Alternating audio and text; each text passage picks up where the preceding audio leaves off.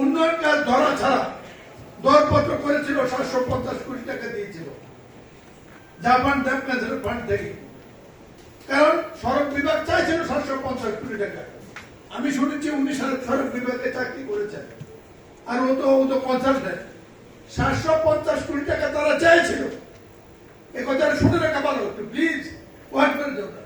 এই 750 কোটি টাকা একটা টেলিফোনেশন হয়েছে, এক টাকা কাটা হয়েছে। এই 750 কোটি টাকা যখন কাজ শুরু হলো, এই রাস্তায় ওই দিন বলেছি সংসদে আমি 16 থেকে 17,000 কোটি টাকা ব্যয় করছে। মন্ত্রী তো বলে নাই আপনার কথা ঠিক না, মন্ত্রী তো বলে নাই আপনার অপতথ্য, মন্ত্রী তো বলে নাই এত না এত খরচ হয়েছে। টাকা তো সরকারের। তারপরও একটা আন্ডারপাস হয় না, একটা ওভারপাস হয় না, একটা বাইপাস হয় না, একটা সার্ভিস লাইন হয় না। এই কথা কেউ কাউকে জিজ্ঞেস করে না। মাঝে মাঝে মনে হয় সংসদে একটা কিছু খেয়ে আত্মহত্যা করি,